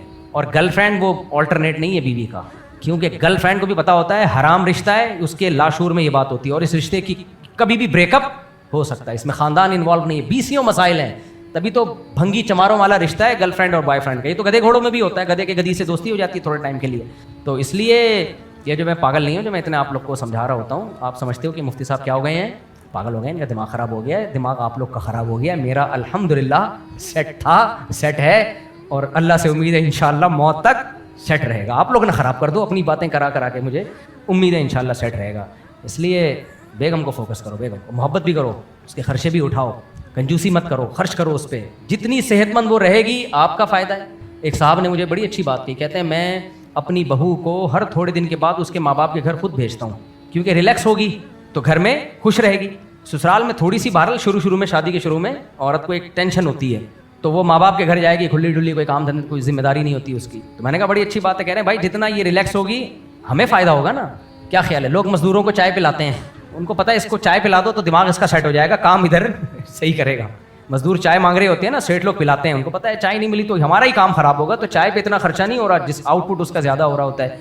तो इसी तरह हर अक्लमंद चाहता है कि भाई बेगम पे खर्चा करोगे, सेहत अच्छी होगी, आप ही का मुस्तकबिल अच्छा होगा। और बेगम को कंजूसी कर करके बच्चे तो पैदा कर रहे हैं, मेरा बच्चा पैदा करने वाला बयान सुना, खिलाई पिलाई वाला नहीं सुना लोगों ने। बाज़ लोग ऐसे भी कमबख्त हैं, कहते हैं बच्चे ज़्यादा होने चाहिए, लेकिन भाई बेगम की सेहत का भी ख्याल होना चाहिए, उसके आराम का भी होना। ये वाला में थे नहीं वो इत्तेफाक से बयान में, तो सारा जोर बच्चे पैदा करने पर लगा दिया। जब औरत को प्रेगनेंसी होती है उसको ज़्यादा खुराक नहीं, लेकिन क्वालिटी उसकी खुराक की अच्छी चाहिए होती है। मैं नहीं कह रहा ज़्यादा खिलाओ चीज़ है यार, اس کی ٹریڈنگ کیسے کرنا کیسا ہے؟ سگریٹ کی طرح کا نشہ ہے نا، بس تمباکو کا جو حکم ہے مکروہ ناپسندیدہ ہے. آپ کے گارڈ نماز پڑھتے ہیں یا نہیں پڑھتے؟ 5 نمازیں پڑھتے ہیں میرے بھائی. ہمارے گارڈ 5 جماعت کی نماز نہیں پڑھتے کیونکہ وہ پہرا دے رہے ہوتے ہیں. اگر یہ پہرا نہ دیں جماعت کی نماز میں، یہ بھی نماز پڑھ رہے ہوں تو ہم سب کی نماز اکٹھی ہو رہی ہوگی. تو یہ سب صرف میری حفاظت نہیں کر رہے، آپ سب کی بھی حفاظت کر رہے ہیں. باقی اللہ حفاظت کرنے والا ہے، اللہ ہم سب کی حفاظت کرے. تیمم کی لغوی اور اصطلاحی تعریف بتا دیں، کوئی معاشرتی علوم کا امتحان آ رہا ہے آپ کا میرا خیال ہے. تیمم عربی میں قصد کرنے کو کہتے ہیں، ارادہ کرنا. فتیمموا صعیدا طیبا، اللہ کہتے ہیں ارادہ کرو مٹی کا، یعنی اس کی طرف جاؤ اور اس کو چہرے اور ہاتھ پہ ملو، جیسے کہ حدیث میں تفسیر ہے. تو تیمم کا لغوی معنی ارادہ ہے، اور اصطلاح میں 2 ضربوں کا نام ہے. ایک ضرب ماری اور ہاتھ چہرے پہ پھیر لیا، دوسری ضرب ماری بازو پہ اور ہاتھ پہ. 2 ضربوں کو تیمم کہتے ہیں. تیمم میں نیت فرض اور وضو میں مستحب کیوں ہے؟ تیمم میں نیت فرض اس لیے کہ تیمم نام ہی ارادے کا ہے، تو نیت ارادے کو ہی تو کہتے ہیں، جبکہ وضو میں ارادہ نہیں ہے. وضو میں طہارت ہے. طہارت پانی کو، اللہ نے پانی کو ویسے ہی پاکیزہ بنایا، نیت نہ بھی ہو تو پانی پاک صاف کر دیتا ہے. امام ابو حنیفہ کا جو فقہ ہے نا بڑا جاندار ہے. دیگر اماموں کے نزدیک وضو میں بھی نیت فرض ہے، نئی نیت کرو گے تو وضو نہیں ہوگا. امام حنیفہ کہتے ہیں تیمم میں تو نیت فرض ہے، وضو میں نیت کر لو گے تو وضو کا ثواب ملے گا، لیکن نیت نہیں کرو گے تو ثواب نہیں ملے گا، لیکن وضو پھر بھی ہو جائے گا. وجہ کیا ہے؟ اللہ نے پانی کو پاک کرنے والا بنایا ہے، قرآن میں ہے، تو یہ بغیر نیت کے بھی پاک کر دے گا آپ کو، جبکہ مٹی کو پاک کرنے والا نہیں بنایا، تو اس لیے اس کو اس سے پاکی کی نیت کرنی پڑے گی باقاعدہ. سمجھ میں آ رہی ہے بات کہ نہیں آ رہی؟ سعید طاہر سے مراد صرف مٹی ہے یا کچھ اور؟ جو بھی مٹی کی جنس میں چیزیں داخل ہیں، مٹی کی جنس یعنی مٹی جیسی ہوں، زمین ہو زمین، تو اس سے بھی تیمم جائز ہے. اس کی تعریف یہ ہے کہ جو جلانے سے جلے نہیں، جیسے مٹی کو جلاؤ تو راکھ نہیں بنتی، وہ تو سنگ مرمر کے پہاڑ ہیں، چونا ہے، زمین کی چیزیں ہیں نا، یہ ساری کی ساری، ان پہ بھی تیمم جائز ہے. البتہ لکڑی پہ جائز نہیں ہے، کوئلے پہ جائز نہیں ہے. تو کیا کرنا ہے تم نے اتنی ڈیٹیل میں جا کے؟ اتنی مٹی کیا مارکیٹ میں کم پڑ گئی ہے، سیدھے مٹی سے کر لیا کرو. کیا نماز جمعہ فوت ہونے والی ہو تو تیمم کرنا جائز ہے؟ نہیں، جائز نہیں ہے، کیونکہ نماز جمعہ کا آلٹرنیٹ ظہر کی نماز موجود ہے. جمعہ اگر نکل گیا تو آپ ظہر پڑھو گے. البتہ نماز جنازہ قضا ہونے کا خطرہ ہو اور آپ کو خیال ہو کہ وضو کروں گا تو نماز جنازہ نکل جائے گی، تو پھر تیمم جائز ہے، کیونکہ نماز جنازہ 2 دفعہ جائز نہیں ہے. یہ جو آج کل رواج پڑ گیا نا، ایک جنازہ شہر میں ایک جنازہ گاؤں میں، صحابہ سے ثابت نہیں ہے، مکروہ ہے، ناجائز ہے. یہ ایک ہی جنازہ ہونا چاہیے بس. صرف دوسرا اس وقت جائز ہے جب بیٹے کی پرمیشن کے بغیر کوئی زبردستی پڑھا لے، اس نے اجازت نہیں دی پھر بھی پڑھا لیا، تو پھر بیٹے کو جائز ہے کہ لوٹا دے وہ. تو باقی ایسے نہیں ہے کہ یہاں بھی وہاں بھی. یہ علماء کا بھی شروع ہو گیا، ایک جنازہ یہاں ایک جنازہ وہاں، یہ غلط ہے. تو اس لیے جنازہ نکلنے کا اگر خطرہ ہے، آپ کا خیال ہے وضو کروں گا تو جنازہ نکل جائے گا، تو تیمم کر کے چونے پہ بھی تیمم ہو سکتا ہے. دیوار پہ جیسے چونا ہوا ہوتا ہے نا، اس پہ بھی ہاتھ مار کے تیمم کیا جا سکتا ہے. آئل پینٹ پہ نہیں ہوگا. سمجھ میں آ رہی ہے بات؟ کیونکہ وہ زمین کے جنس میں شمار نہیں ہوتا، چونا ہوتا ہے. تو اگر جنازہ نکل رہا ہے، آپ کا خیال ہے کہ وضو کرنے گئے تو جنازہ نکل جائے گا، تو جلدی سے یوں کر کے جنازے میں شامل ہو جاؤ، کیونکہ جنازے کو ریپیٹ نہیں کیا جا سکتا. اچھا بھائی، اور کوئی سوال؟ بھائی صاحب کافی دیر سے بھائی آ گئے بھائی، جلدی سے پہلے نکاح پڑھا دیں، پھر سوال جواب 5-10 منٹ میں کمپلیٹ کرتے ہیں. 1 منٹ ذرا جلدی سے آ جائیں بھائی. دولہا محمد احمد بل، یہ کیا لکھا ہوا ہے؟ رضوان احمد. تو اردو کی رائٹنگ کا بیڑا غرق ہو گیا. آپ ہیں اتنی دیر سے، آپ مائک لے کے بیٹھے ہوئے، دولہا ہیں آپ؟ میں کچھ اور سمجھ رہا ہوں. قبول کرنے کے لیے بندہ گھنٹے سے بیٹھا ہوا ہے، مائک کچھ چھوڑ میں دونوں ہاتھوں سے مائک پکڑا ہوا ہے، کسی طرح قبولنے کا موقع ملے. ماشاءاللہ، یہی جذبہ ہر مسلمان کا ہونا چاہیے. رابعہ اقبال بنت محمد اقبال دلہن کا نام ہے. جی دلہن کے وکیل کہاں ہیں؟ دلہن کے ماشاءاللہ. مہر کی رقم 2 لاکھ. آپ نے اجازت دی 2 لاکھ روپے مہر میں رابعہ اقبال بنت محمد اقبال کا نکاح محمد احمد ولد رضوان احمد سے کر دوں؟ اجازت ہے. الحمدللہ نحمده ونستعینه ونستغفره ونؤمن به ونتوکل علیہ ونعوذ باللہ من شرور انفسنا ومن سیئات اعمالنا من يهده الله فلا مضل له ومن يضلله فلا هادي له ونشهد ان لا اله الا الله وحده لا شريك له ونشهد ان سيدنا وحبيبنا وشفيعنا وسندنا محمدا عبده ورسوله صلى الله تعالى عليه وعلى اله واصحابه وبارك وسلم تسليما كثيرا كثيرا. اما بعد فاعوذ بالله من الشيطان الرجيم. بسم الله الرحمن الرحيم. يا ايها الناس اتقوا ربكم الذي خلقكم من نفس واحده وخلق منها زوجها وبث منهما رجالا كثيرا ونساء واتقوا الله الذي تساءلون به والارحام ان الله كان عليكم رقيبا. وقال تعالى يا أيها الذين آمنوا اتقوا الله وقولوا قولا سديدا يصلح لكم أعمالكم ويغفر لكم ذنوبكم ومن يطع الله ورسوله فقد فاز فوزا عظيما. وقال النبي صلى الله عليه وسلم النكاح من سنتي وقال فمن رغب عن سنتي فليس مني. وقال النبي صلى الله عليه وسلم تزوجوا الودود الولود فإني مباهي بكم الأمم وقال النبي صلی اللہ علیہ وسلم تزوجوا ولا تكونوا كرهبان النصارى. جناب محمد احمد ول رضوان احمد، میں نے 2 لاکھ روپے مہر میں آپ کا نکاح رابعہ اقبال بنت محمد اقبال سے کیا، آپ نے اس نکاح کو قبول کیا؟ جی قبول ہے. ماشاءاللہ. دعا کریں اللہ تعالیٰ برکت دے. الحمدللہ رب العالمین والعاقبۃ للمتقین والصلاۃ والسلام علی رسول الکریم. اے اللہ اس نکاح کو اپنے ان سے یہ ایگریمنٹ کرنا تھا کہ میری انویسٹمنٹ ہے، پروفٹ جتنا ہوگا پرسنٹیج کے حساب سے ہم اس کو تقسیم کریں گے، پھر منتھلی کچھ دیتے رہیں آپ فکس، سال کے بعد ہم اس کو ایڈجسٹ کر لیں گے. اچھا یہ فکس میری طرف سے ہوا تھا، ان کی طرف سے نہیں، یہ غلط ہے، ناجائز ہے. اب اس چیز کو کیسے صحیح کیا جا سکتا ہے؟ اب اس چیز کو ایسے صحیح کیا جا سکتا ہے، یہ معاملہ فاسد ہو گیا. تو اب آپ نے جو پیسے ان کو دیے ہیں، انہوں نے جو محنت کی ہے نا، ان کی صرف انویسٹمنٹ کی محنت، ان کی کوئی اچھا محنت آپ کی ہے، صرف محنت میری. محنت آپ کی ہے، تو ان سے آپ اجرت لیں گے. ان کی انویسٹمنٹ، یہ ایگریمنٹ تو کر دیا ختم، ٹھیک ہے. ٹھیک ہے. جو 20 لاکھ آپ نے لیے ہیں، میں نے لیے تھے ان سے انویسٹمنٹ کروائی. اچھا انویسٹمنٹ کے لیے 20 لاکھ لیے تھے، پروفٹ میں آپ نے کہا تھا فکس اماؤنٹ دیتا رہوں گا. جی بالکل. تو جو پروفٹ آپ نے ان کو فکس اماؤنٹ دیا ہے اس کو تو اس 20 لاکھ میں سے مائنس کر لیں. ٹھیک ہے. اور آپ کو ملے گی اجرت مثلیہ. اجرت مثلیہ کا مطلب یہ کہ جو کام آپ نے کیا ہے، یہ دیکھا جائے گا کہ اگر کوئی کمپنی کسی ملازم کو اس کام کے لیے رکھتی تو کتنی سیلری دیتی وہ، تو اتنی تنخواہ آپ لے لیں. سمجھ میں آ رہی ہے بات؟ یعنی آپ یوں وہ شرکت کا جو مزاربت کا ایگریمنٹ تو ختم، وہ ناجائز تھا. تو یہ سمجھا جائے گا ایک سیٹ تھے 20 لاکھ میں انہوں نے ایک ملازم رکھا ہے کام کے لیے، تو اس ملازم کی کتنی تنخواہ ہونی چاہیے سوسائٹی میں، کتنی ہوتی ہے، تو 4-5 لوگوں سے اندازہ لے کے اس کا ایک ریشو نکال لیں، وہ تنخواہ. وہ لوگ راضی ہو گئے تھے، ان کے گھر والے تھے، تو میں نے نکاح کر لیا. پر جب میں نے نکاح کر لیا تو اس کے 2 مہینے بعد میں نے گھر پہ یہ بات بتا دی کہ میں نے نکاح کر لیا ہے. تو اب گھر والے راضی نہیں ہو رہے ہیں، وہ بول رہے ہیں کہ اس کی رخصتی یہاں نہیں ہوگی. کوئی بات نہیں، الگ گھر لے لو یار. نہیں تو وہ بول رہے ہیں کہ ٹھیک ہے اگر تم ہم سے الگ ہو گئے تو تم ماں باپ کو چھوڑ دو گے اور پھر ماں باپ کی پھر بددعائیں لو گے. بہت ایزی حل ہے. اب تک اتنا آپ نے نہیں سیکھا، اتنے عرصے سے بیان سن رہے ہو یار، تو آٹو پہ ہو جانا چاہیے. آپ اس کو الگ رکھیں، ایک اور کر لیں گھر والوں کی مرضی سے. اس میں کون سی اتنی راکٹ سائنس نہیں ہے. گھر والوں کو بولے آپ بتاؤ کون سی چاہیے، یہ چاہیے، یہ چاہیے، لے آؤ، کوئی ٹینشن کی بات نہیں. تو وہ بول رہے ہیں کہ ہماری پھر بددعا لگے گی، تم نے نہیں لگے گی انشاءاللہ، بددعا نہیں. لیکن گھر والوں سے سلوک اچھا کریں. انہوں نے زندگی میں آپ کو پالا ہے، آپ کو بڑا کیا، آپ کو ایک خاندان ملا، تو یہ نہیں ہوتا کہ بلڈ ریلیشن اتنی جلدی ٹوٹ جائے. ایسا نہیں ہو. آپ نے ان کو جیسے نماز فرض ہے، ان کو منانا بھی ایسا ہی فرض سمجھ کے آپ نے منانا ہے. ٹھیک ہے نا؟ ٹھیک ہے. اور جب ویسے بھی بچے ہو جاتے ہیں نا، نانی کی گود میں لا کے بچے پکڑائیں، وہ اتنا پیار کرے گی ان کو.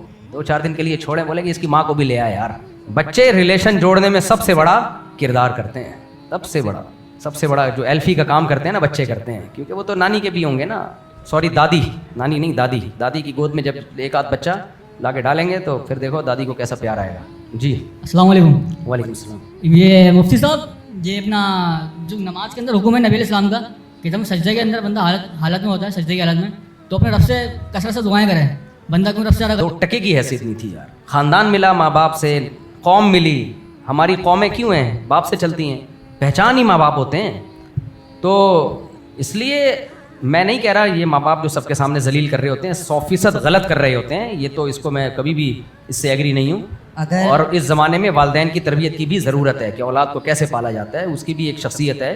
لیکن بہرحال اگر کر دیا ہے تو آپ کے لیے برداشت کے علاوہ کچھ بھی نہیں ہے. ہاں اتنا ضرور ہے بعض دفعہ ناقابل برداشت ہو جاتا ہے معاملہ، ماں باپ اس کا ناجائز فائدہ اٹھانا شروع کر دیتے ہیں. ہر وقت ذلیل انسان پھر نہیں ہوتا برداشت. ایک اسٹیج ایسی آتی ہے، ایسے موقع پہ پھر کوشش کرو الگ رہو، زیادہ سامنے نہ ہو، زیادہ ان کے حق ادا کرتے رہو مالی لحاظ سے، اور ویسے ان کو پوچھتے رہو، لیکن پھر ان سے سیپریٹ ہو جاؤ. یہ لڑکیوں کے ساتھ زیادہ ہوتا ہے. مرد تو پھر بھی باہر گھوم رہا ہوتا ہے نا، بچیاں گھر میں ہی رہتی ہیں. بعض مائیں ہر وقت بیٹیوں کو ذہنی ٹارچر کرتی ہیں، ہر وقت. بعض مائیں بد اخلاق بھی ہوتی ہیں، وہ اتنا ٹارچر کرتی ہیں، کبھی سیدھے منہ بات ہی نہیں کرتی وہ بیٹی سے، اتنا ٹارچر. اب مرد تو باہر جائے گا، گلی لڑکوں میں، دوستوں میں، دفتر میں ادھر ادھر سے ہو کے آئے گا، وہ برداشت کر لیتا ہے. لڑکی تو سارا دن ہے. اور میں ایسی مائیں جانتا ہوں انہوں نے پاگل کر دیا بچیوں کو، پاگل ہو گئی بچیاں. تو ایسی بچیوں کا بھی بڑا مسئلہ ہوتا ہے. پھر ان کو یہی ان کی شادی کر کے الگ کرو، ان کو ماں سے الگ کرو. تو ساری مائیں جیسی نہیں ہوتی، ان کو محبت اپنی جگہ، لیکن اخلاق نہیں سیکھے ہوتے نا انہوں نے، بات کیسے کرنی ہے. تو اتنا ٹارچر کرتی ہیں، اتنا ٹارچر کرتی ہیں، بچیاں پاگل ہو جاتی ہیں. خودکشیاں بھی ہوئی ہیں، اللہ بچائے اس سے.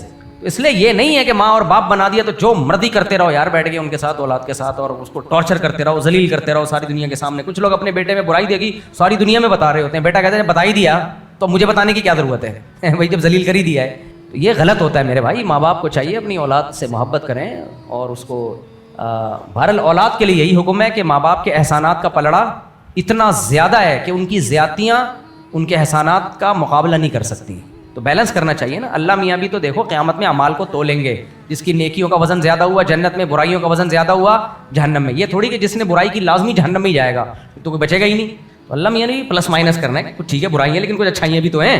تو جب ہم اللہ ہمارے ساتھ پلس مائنس کریں گے تو ہم نے بھی ماں باپ کے احسانات اور ان کی طرف سے کوئی زیادتی ہو رہی ہے اس کو پلس مائنس کرنا ہے. تو سارے احسانات کو ایسے وہ نہیں کر دینا. باقی برداشت نہیں ہو رہا باہر نکل جاؤ, شادی کر کے الگ ہو جاؤ. السلام یہ علیکم مشورہ میں دے دیتا ہوں لوگوں کو. جی حضرت, ایسا حافظ قرآن جو پورے سال داڑھی کاٹے اور رمضان میں پکی نیت کرے کہ آئندہ داڑھی نہیں کاٹوں گا, حالانکہ اس کی داڑھی پوری نہیں ہے, اس کے پیچھے تراویح کی نماز ہو جاتی ہے؟ نیت کر لیے تو ہو جاتی ہے یار, زیادہ میں ہو جائے گی, اچھی بات ہے. وہ اس کو چاہیے لوگوں کو بتا دے بھائی میں نے رکھ لی ہے داڑھی, نیت کر لی ہے. نماز ہر فاسق کے پیچھے بھی ہو جاتی ہے لیکن بہتر نہیں ہے ایسے آدمی کو امام بنانا. السلام علیکم. مفتی صاحب کیا تراویح پر اجرت لینا جائز ہے؟ میرے بعض علماء کے نزدیک جائز ہے. حضرت نہیں, صرف مفتی ضرب علی صاحب نے جائز کہا ہے, باقی کسی کے نزدیک جائز نہیں. اور جو کہتے ہیں حضرت مفتی ضرب علی صاحب کے فتوے کو فالو کرتے ہیں تو پھر وہ اسٹرابری کو بھی حرام سمجھیں, کیونکہ مفتی ضرب علی صاحب اسٹرابری کو بھی حرام کہتے تھے. مفتی ضرب علی صاحب کہتے تھے تراویح کے بعد تہجد جائز ہی نہیں ہے, وہ اس فتوے کو بھی فالو کریں. السلام علیکم. ایک منٹ, مفتی ضرب علی صاحب کے اور بھی بہت سارے تفردات ہیں, تو اس لیے کسی بھی صحیح ریلائبل جو ادارے ہوتے ہیں, بنوری ٹاؤن, جامعۃ الرشید, دارالعلوم کرنگی, جامعہ اشرفیہ, اور میں نے تو اس پہ بہت سارے اسلاف اور فقہا کی عبارتیں بھی نکالی ہیں, کبھی میں ہوا تو فتویٰ بھی شائع کروں گا. کسی کے نزدیک بھی تراویح کی اجرت جائز نہیں ہے.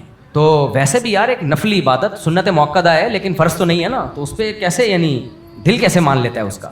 تو ہاں کوئی اپنی خوشی سے امام قاری صاحب کو ہدیہ دے دے تو وہ تو کوئی بھی بلکہ دینا چاہیے, لیکن اس میں بھی قاری صاحب کو پہلے بتا دو بھائی ہمارے ہدیہ ودیہ نہیں ملتے, تاکہ خالص ہو کے پڑھائے ہو. تراویح تہجد کی طرح کی نماز ہے. اب تہجد کوئی پڑھا رہا ہے تو پیسے لے کے چل بھائی نماز پڑھا, ایسا نہیں ہوتا بھائی, یہ نماز نہیں ہے. فرض نماز تو پورے سال ہے نا, اس میں تو امام کو پورے سال کے لیے ایک شاعر اسلام میں سے ہے, اور اس کی پورے سال کوئی ذمہ داری لے گا پوری, یعنی سال بھی نہیں, وہ تو جب تک ہے ذمہ داری لیتا ہے, اور پھر اس دوران وہ کوئی اور کام نہیں کر سکتا. تراویح میں یہ ہے کہ نہیں پڑھا رہا تو اپنی پڑھ لو, الحمد للہ سے پڑھ لو, پورا قرآن ختم ہی نہ کرو. فرض نماز کے بغیر تو گزارا نہیں ہے نا, وہ تو اسلام کا پورا رکن فوت ہو جائے گا. تراویح میں یہ ہے کہ سنت ہے قرآن ختم کرنا, اگر نہیں مل رہا تو الحمد للہ سے پڑھ لو. جماعت سے پڑھنا بھی بہتر ہے, افضل ہے, نہیں ہو رہا تو اکیلے پڑھ لو. اس لیے اس میں یہ جو تراویح کے حافظوں نے اس کو دھندا بنایا ہوا نا کمانے کا, یہ بہت برا عمل ہے. اس کو بتا دو یہاں سے کچھ نہیں ملتا, پھر اپنی خوشی سے کوئی دے دو, اس کو بھی چاہیے لالچ نہ رکھے. ہدیہ وہ ہوتا ہے جو بغیر لالچ کے آئے, جو لالچ کے ساتھ آئے وہ ہدیہ نہیں ہوتا. چلیں بھائی. السلام علیکم. سر جی, اگر کوئی مرد ہے وہ لیڈیز پارلر یا پھر لیڈیز سیلون کا کام کرتا ہے تو اس کی کمائی, لیڈیز ہے نہیں تو اس کی کمائی کے بارے میں کیا حکم ہے؟ کرنے والا مرد ہے. دیکھو کمائی کا تعلق ایک بالکل الگ چیز ہے, بذات خود جائز کام ہے, اس کی کمائی حلال ہو. لوگ نا ہر ناجائز کام کی کمائی کو سمجھتے ہیں ناجائز ہے, ایسا نہیں ہے. کچھ کام ناجائز ہوتے ہیں, کمائی جائز نہیں ہوتی. کچھ کام بھی ناجائز ہوتے ہیں, کمائی بھی ناجائز ہوتی ہے. تو اب کوئی اگر بال کاٹ رہا ہے, یہ جیسے خاتون ہے, فیمیل ٹیچر ہے, ینگ ہے, وہ لڑکوں کو پڑھا رہی ہے, کلاسز لے رہی ہے, پردہ نہیں کر رہی, یہ کام جائز ہے ناجائز ہے؟ بولو ناجائز ہے. لیکن اس کو جو تنخواہ ملے گی وہ جائز ہوگی, وہ تنخواہ ٹیچنگ کی ہے نا, پڑھا وہ ذمہ داری سے رہی ہے. بے پردگی کا گناہ ہوگا اس کو, بے پردہ کیوں ہو رہی, وہ الگ گناہ ہے. لیکن اور آسان مثال دیتا ہوں, کوئی خاتون ٹماٹر بیچ رہی ہے بے پردہ ہو کے, ساڑی پہن کے بیٹھی ہوئی ہے اور پردہ نہیں ہے اور ٹماٹر بیچ رہی ہے. ہاں بھائی 10 روپے کلو لے لو بھائی, ساری دنیا اسی سے ٹماٹر خرید رہی ہے ڈبل ریٹ پہ, صحیح ہے نا, جمشید سے کوئی بھی نہیں لے رہا کیونکہ بڑی بڑی مونچھیں ہیں اسے. تو اب یہ عمل تو ناجائز ہے بھائی, تو پردہ کیوں نہیں کر رہی ہے, کیوں بے پردہ ہو کے بیٹھی ہوئی ہے, جوان عورت ہے, کیوں پردہ نہیں کر رہی ہے, سلیو لیس کپڑے کیوں پہنے ہوئے ہیں. لیکن ٹماٹر کی جو آمدن آئے گی وہ تھوڑی ناجائز ہوگی, کیونکہ چرس نہیں بیچ رہی, بیچ کیا رہی ہے, ٹماٹر. اور ایک مولوی صاحب ہیں تہجد گزار اور بڑے زبردست نیک پرہیزگار, حج کر کے آئے ہیں ابھی نئے نئے, ڈریسنگ بھی اسلام کے عین مطابق باوضو ہو کے تہجد پڑھ کے آئے ہیں, ساری نمازیں باجماعت پڑھ رہے ہیں, بیچ کیا رہے ہیں, چرس. ان کی آمدن حلال ہوگی حرام ہوگی؟ حرام ہوگی. یہ کیا میں اتنا نیک آدمی, اتنے اچھے کپڑے, خوشبوئیں لگی ہوئی ہیں, میری آمدن حرام, اور وہ جو بیٹھی ہوئی ہے جس میں غیرت نہیں ہے, شرم نہیں ہے, حیا نہیں ہے, اور خاندانی عورت نہیں ہے, اس کی آمدن حلال, واہ واہ واہ واہ, پھر میں بھی وہی ڈریسنگ کر لیتا ہوں.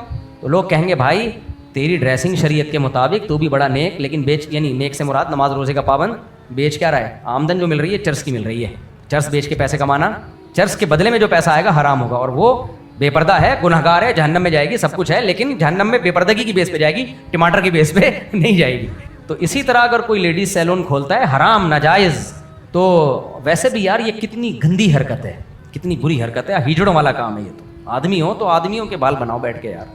چلیں یوٹیوب کی جو پھر لمبی بات ہو جائے گی. چلیں مفتی صاحب, لوگ یہ چپس پاپڑ وغیرہ بناتے ہیں, تو اس میں کوئی دوسرے کمپنی والا وہ جو ہے نا انعامی بنا رہے ہیں, तो इनामी में वो पैसे डाल रहे हैं, हाँ। तो ये सूद में है क्या? नहीं, ये सूद में नहीं आता। इनामी जो चिप्स होते हैं ना, उसमें एक टोकन डाल दिया, तो ये सूद नहीं है। ये लोगों को अट्रैक्ट करने के लिए इनाम दिए जाते हैं ताकि हमसे ही चिप्स खरीदें। ये नाजायज़ जुआ उस वक्त होगा जब उस चिप्स की कीमत बहुत ज़्यादा बढ़ा दें, जो मार्केट वैल्यू है उससे बहुत ज़्यादा। मिसाल के तौर पर वो चिप्स 50 रुपए का था, आप उसको 500 रुपए का बेच रहे हो, इस चक्कर में कि इनाम निकलेगा, तो अब लोग 500 रुपए दाव पे लगा रहे हैं। जब उसमें से इनाम नहीं निकलता तो उनके वो 50 से ऊपर जितनी रकम में डूब गई वो, तो फिर ये जुआ बनेगा। अगर वो मार्केट वैल्यू पे ही बिक रहा है तो फिर उसमें इनाम के टोकन डाल देना, ये सिर्फ लोगों को अट्रैक्ट करने के लिए ये जायज़ है। मुफ्ती साहब मैं देर से आया होगा, मुलाकात का मौका अच्छा, मिल जाए ठीक है, ठीक है, ठीक है। आखिरी सवाल, बस लास्ट क्वेश्चन। अस्सलाम वालेकुम मुफ्ती साहब, मेरा सवाल ये है कि मेरे 3 बच्चे डॉक्टर हैं। माशाल्लाह, तो- 3 बच्चे जी, डॉक्टर। हाँ। और तो वो मेडिकल व्लॉग बनाते हैं यूट्यूब पे, क्या बनाते हैं? मेडिकल व्लॉग अच्छा, मेडिकल व्लॉग्स। व्लॉग्स बनाते हैं, उसके लिए क्या हुक्म है? जायज़ है आमदन? व्लॉग्स, मेडिकल व्लॉग्स की आमदन भी जायज़ नहीं होगी तो क्या जायज़ होगा भाई? इंसानियत का फ़ायदा है इसमें। अस्सलाम वालेकुम। वालेकुम सलाम। लेकिन यूट्यूब की जितनी भी अर्निंग हो उससे 4 से 5% सदका करें लाजमी, क्योंकि उसमें हराम की आमेजिश होती है। जी, ये उस्ताद जी, ये हिंदू अगर हम पे सवाल करें कि जब मैं बुत को सजदा करता हूँ तो तुम मुझे काफिर कहते हो, तुम जब काबे को सजदा करते हो तो वो भी तो पत्थर का बना हुआ है। काबे को हम सजदा करते हैं अल्लाह का घर समझ के, और काबे को हम नफ़ा नुकसान का मालिक नहीं समझते। अल्लाह ने बता दिया मेरा घर है, इसको सजदा करो, तो हम कर लेते हैं, तो असल में अल्लाह को सजदा होता है। ये जो बुतों को सजदा करते हैं तो ये समझ के कि ये बुत हमें नफ़ा और नुकसान देते हैं, ये हमारे नफ़ा और नुकसान के मालिक हैं। हम थोड़ी समझते हैं कि हमारे नफ़ा नुकसान के मालिक हैं। हम तो काबे को एक इमारत समझते हैं। अल्लाह ने बोल दिया मेरा घर है, अल्लाह बोल देता नहीं है तो नहीं करते, और हमारे पास इसके दलाइल हैं, आसमान से वही आई है। इन बुतों के बारे में अल्लाह ने कब बोला कि ये कोई यानी मेरा घर है या मेरा मकान है? कब बोला? ये तो आपने खुद बना के। और काबा उस 4 दीवारी का नाम नहीं है, उस लोकेशन का नाम है, जबकि बुत उस लोकेशन का नाम नहीं होता, उस पत्थर का नाम होता है जो आपने खुद तराशा है। ये कह सकते हैं ना कि काबा भी तो आप खुद बनाते हो। भाई खुद बनाते, काबा की लोकेशन हम खुद नहीं बनाते, उस पर वो जो लोकेशन वो अल्लाह की तरफ से मुतय्यन है। तभी अल्लाह ने फवल्लू वजूहकुम शतरल मस्जिदिल हराम, मस्जिद हराम की तरफ इबादत होगी। बैतुल्लाह अगर ना भी हो, इमारत ना भी हो, तो भी उस तरफ रुख करके नमाज अदा हो जाएगी। दूसरी बात, अगर हम बैतुल्लाह को माबूद समझते, भगवान समझते, तो बैतुल्लाह की छत पे ही नमाज पढ़ सकते थे हम। बैतुल्लाह की छत पे भी खड़े होकर नमाज हो जाती है, सरदा भी हो जाता है। किसी भगवान या बुत के ऊपर खड़े होकर कोई इबादत हो जाती है। हमारे यहाँ तो बैतुल्लाह के अंदर नमाज पढ़ो तो भी हो जाएगी, बैतुल्लाह की छत पे नमाज पढ़ो तो भी, क्योंकि सिमत वही है। तो वो तो 4 दीवारी तो एक निशान है, निशान, ताकि वो लोकेशन ज़ाया ना हो, और उसकी निस्बत अल्लाह की तरफ है। तभी हम तवाफ़ जब करते हैं या बैतुल्लाह के सामने सरदा करते हैं, बैतुल्लाह से कभी भी दुआ नहीं मांगते कि ऐ अल्लाह के घर तू हमारी बिगड़ी बना दे। ना, हमें पता है नहीं बना सकता। बनाता कौन है बिगड़ी? अल्लाह बनाता है। हज़रत उमर हजर अस्वद का बोसा लिया करते थे तो कहते थे तू पत्थर है, ना नफ़ा दे सकता है ना नुकसान। हमने सिर्फ पैगम्बर को देखा है तुझे बोसा देते हैं, कि तेरी निस्बत किसकी तरफ है? अल्लाह के घर की तरफ। तो हिंदुओं के यहाँ ये कॉन्सेप्ट थोड़ी है। हिंदू तो कहते हैं ये जो भगवान है ना, जो यूँ करके आँखें नाक, ये हमारी बिगड़ी बनाएगा, ये हमें फ़ायदा देगा, इसको हम सरदा कर रहे हैं, इसको ये नफ़ा नुकसान का मालिक है। ना ना ना, और कहते हैं अल्लाह ने इसको इख्तियारात दिए। ना, हम कहते हैं अल्लाह ने बैतुल्लाह को कोई इख्तियारात नहीं दिए, सिर्फ एक घर है अल्लाह का। अस्सलाम वालेकुम। बिल्कुल, सॉरी, बैतुल्लाह की मिसाल ऐसे जैसे इमरुल कैस एक शायर गुजरा है ना, वो कहता था अमुर्रु मिनद दियारी दियारी लैला उक़ब्बिलु दल जिदारा वदल जिदारा। मैं जब लैला के घर के करीब जाता हूँ तो उसके दरो दीवार के गिर्द घूमता हूँ मैं, और कभी गली की इस दीवार को चूमता हूँ, कभी उस दीवार को। फिर लोगों से कहता है वमा हुब्बुद दियारी शगफ़ न क़ल्बी, लोगों ऐसा बेवकूफ़ नहीं हूँ कि दीवारों से मोहब्बत हो गई है। असल में दीवारों के पीछे लैला रहती है, इस गली की निस्बत उस लैला की तरफ है। तो हम भी बैतुल्लाह की दीवारों से मोहब्बत नहीं करते बजाते खुद, इस घर की निस्बत किसकी तरफ है? अल्लाह की तरफ है, इसलिए उसके गिर चक्कर लगा रहे हैं। अस्सलाम वालेकुम। तो और नफ़ा नुकसान का मालिक नहीं समझते उसको हम। जी, अस्सलाम वालेकुम मुफ्ती साहब। मेरे दोस्त का एक सवाल है कि नमाज जनाजा के बाद शक्ल दिखाना जायज़ है या नाजायज़ है? जायज़ नाजायज़ की बात नहीं है, इंतहाई फजूल अहमकाना हरकत है कि मैयत जो छुपाने की चीज़ है उसको आप दिखा रहे हो। और जनाजे से पहले जो घर में जब मैयत आती है तो बीवी बच्चे वो तो देख ही लेते हैं, बाकी पब्लिक को दिखाना ये बुरी बात है। छुपाने की चीज़ है ना, दिखाना था तो दफन क्यों कर रहे हो? और जल्दी दफन करने का हुक्म इसलिए कि देखें नहीं लोग उसको, क्योंकि मरते ही इंसान का चेहरा ख़राब होना शुरू हो जाता है। नहीं चाहती शरीयत।